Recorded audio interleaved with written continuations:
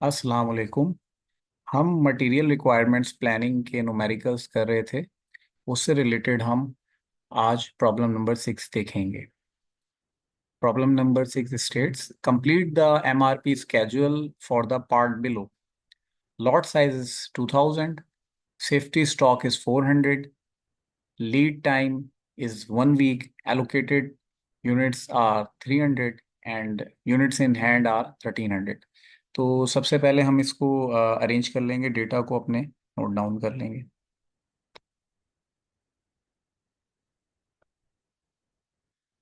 Data में सबसे पहले हमारी चीज़ आ रही है लॉट साइज। लॉट साइज है हमारा 2000 यूनिट, यानी कि हमने जो भी ऑर्डर लगाना है, लॉट लगानी है प्रोडक्शन प्रोसेस में अपनी जो करने हैं, प्लान ऑर्डर रिलीज करना है, वो मिनिमम या एक फिक्स क्वांटिटी है हमारी 2000 यूनिट्स की, वही हम करेंगे। इसके बाद हमारा सेफ्टी स्टॉक आ रहा है 400 यूनिट। सेफ्टी स्टॉक क्या होता है कि कोई भी कंपनी जब मैन्युफैक्चरिंग कर रही होती है तो वो कुछ यूनिट्स को अपने मटेरियल के जो है वो रिजर्व में रखती है, एज अ सेफ्टी कंसीडर करते हुए, बफर कंसीडर करते हुए, बफर स्टॉक के। कभी कोई अनसर्टेनिटी आए, कोई इमरजेंसी हो जाए और हमें मटेरियल की प्रोडक्शन में डिपार्टमेंट में शॉर्टेज ना हो, ठीक है, हमारा काम ना रुके मैन्युफैक्चरिंग का, तो इसलिए वो एक सर्टेन परसेंटेज को स्टॉक करके रखते हैं, वो सेफ्टी स्टॉक कहलाता है। इसके बाद लीड टाइम हमें 1 वीक दिया हुआ है, यानी कि 1 वीक का जो है ना पूरा लीड टाइम है इसको मैन्युफैक्चर होने में जो लगता है। इसके बाद आ रहा है एलोकेटेड यूनिट्स। एलोकेटेड यूनिट्स 300 हैं हमारे। एलोकेटेड यूनिट्स क्या होते हैं कि जैसे कि हम इसमें एक प्रोडक्ट बना रहे हैं, प्रोडक्ट ए, तो हमारी कंपनी में और भी प्रोडक्ट्स मैन्युफैक्चर होती हैं, प्रोडक्ट बी, प्रोडक्ट सी। सो ये एक और कोई हमने प्रोडक्ट बनाने का प्लान किया हुआ है जिसके लिए 300 यूनिट्स मुझे रिक्वायर्ड है मटेरियल के, तो उसको मैंने एलोकेट करके और बिल्कुल सेपरेटली रख दिया है। तो एलोकेटेड यूनिट्स इसको कहते हैं। इसके बाद लास्ट में हमारा यूनिट्स इन हैंड, और यूनिट्स इन हैंड 1300 है। अब ये जो यूनिट्स इन हैंड 1300 है, इसमें मेरे एलोकेटेड भी शामिल हैं और मेरा सेफ्टी स्टॉक भी शामिल है। यानी कि इस 1300 यूनिट में 300 यूनिट्स एलोकेटेड के हैं और 400 यूनिट्स सेफ्टी स्टॉक के हैं, जिसको मैं यूज़ नहीं कर सकता, नहीं करूँगा, उसको मैं अपनी इन्वेंट्री में ही शो करूँगा, रहने दूंगा। हाँ, इसके लेस अगर मैं कर दूं 1300 में से, तो 600 मेरे पास अवेलेबल होते हैं जो कि मैं यूज़ कर सकता हूँ। अब हम नीचे चार्ट की तरफ चलते हैं। तो चार्ट में हमें देख रहे हैं हम कि हमारी ग्रॉस रिक्वायरमेंट फर्स्ट वीक की 1100 है, सेकंड वीक की 700 है, थर्ड वीक की 1500 यूनिट्स है, फोर्थ की 900 है, फिफ्थ की 1850 यूनिट्स है, एंड सिक्स वीक की 1400 यूनिट्स है। एक चीज़ और हम यहाँ देख रहे हैं, स्केजुअल रिसीट्स। फर्स्ट वीक में हमें 2000 यूनिट्स की स्केजुअल रिसीट्स हो रही है। स्केजुअल रिसीट्स क्या होती है कि अभी जो करंट पीरियड हम देख रहे हैं अपने प्रोडक्शन का, इससे पिछले वाले पीरियड में, यानी कि फर्स्ट वीक में हमें, तो इससे जो प्रीवियस वाला वीक था उसमें हमने 2000 की एक लॉट लगाया होगा जो कि हमें फर्स्ट वीक में आके यहाँ पे रिसीव हो रहा है। तो वहाँ पे हमने प्लान ऑर्डर रिलीज किया था, जो कि क्योंकि 1 वीक हमारा लीड टाइम है, तो वो हमें करंट वीक में यानी फर्स्ट वीक में आके रिसीव हो रही है लॉट। अच्छा, इसके बाद आ रहा है हमारा अवेलेबल इन स्टोर। ठीक है, तो 1300 हमारे पास अवेलेबल था। यहाँ पे ये कुछ सॉल्व थोड़ा सा पहले ही हुआ है, तो हम इसको देखेंगे कि हमने ये किस तरह इन्होंने सॉल्व किया।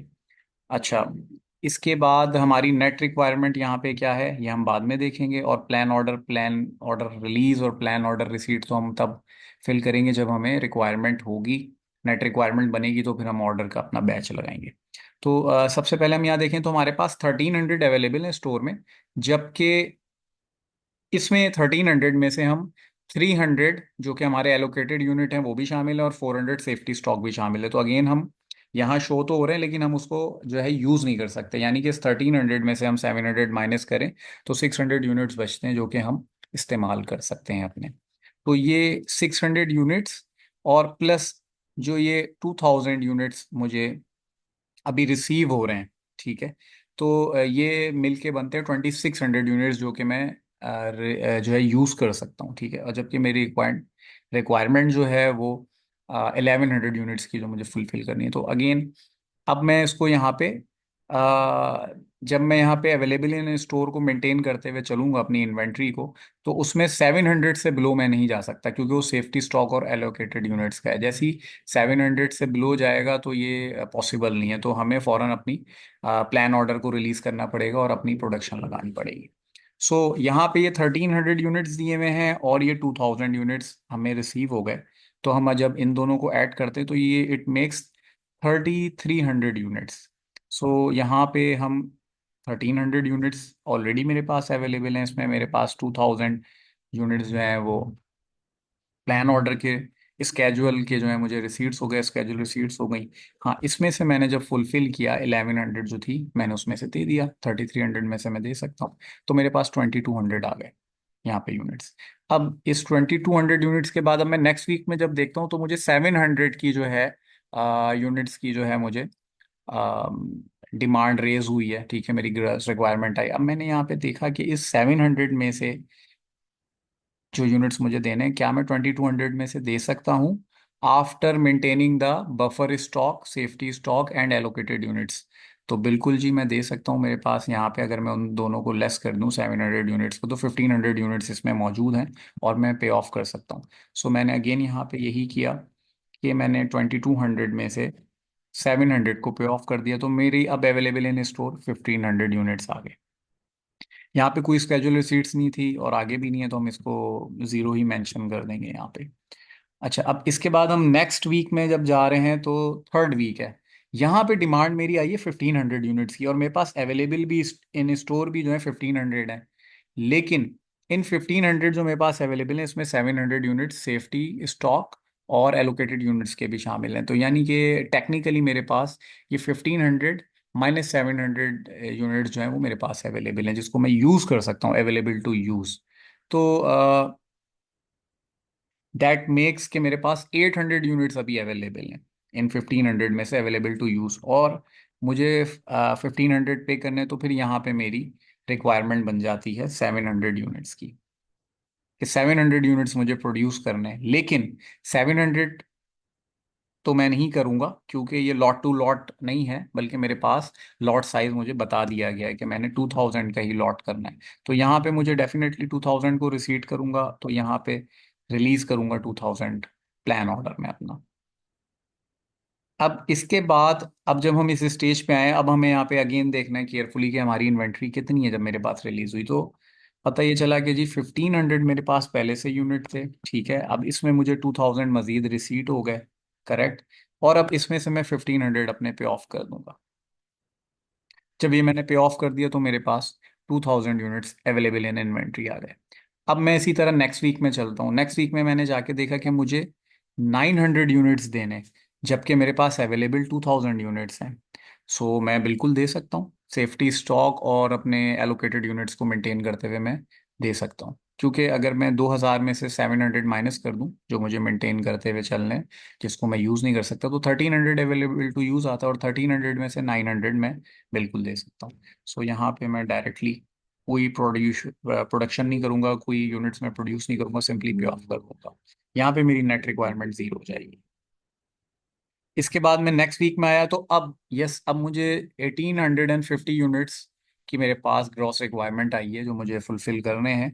जबकि मेरे पास अवेलेबल यूनिट्स जो है वो 1100 है, और जिसमें से अवेलेबल टू यूज, जिसमें जो मैं दे सकता हूँ आगे, ठीक है, वो मेरे पास 400 है। सो डेफिनेटली अब मैं प्रोडक्शन की तरफ जाऊंगा। और अब मेरे पास अगर 400 अवेलेबल टू यूज़ हैं और मुझे 1850 यूनिट्स देने आगे, तो मेरे पास नेट रिक्वायरमेंट कितनी आई? 1450 की मेरे पास आ गई नेट रिक्वायरमेंट।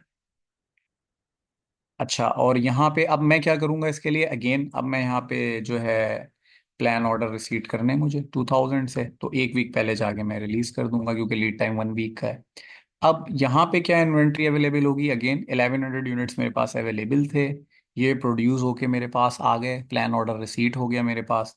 इसमें से मैंने पे ऑफ कर दिया 1850, तो मेरे पास 1250 जो है मेरे पास अवेलेबल इन स्टोर आ गया। अच्छा, अब इसके बाद मैं नेक्स्ट उसमें गया तो अगेन अब इस 1250 में से मैंने 400 यूनिट्स जो है मैंने ग्रॉस रिक्वायरमेंट मेरी आई है जो मैंने फुलफिल करना है, तो मैं नहीं कर सकता। क्योंकि अगर मैं इसमें 700 का स्टॉक हटा दूं जो मैं यूज़ ही नहीं कर सकता, तो अवेलेबल यूज़ 550 आ जाते हैं अगेन। तो इसका मतलब मुझे कितने से शॉर्टफॉल आ रहा है, मेरी कितनी नेट रिक्वायरमेंट बन रही है यूनिट्स की। ठीक है, तो वो हम यहाँ पे देख लेंगे।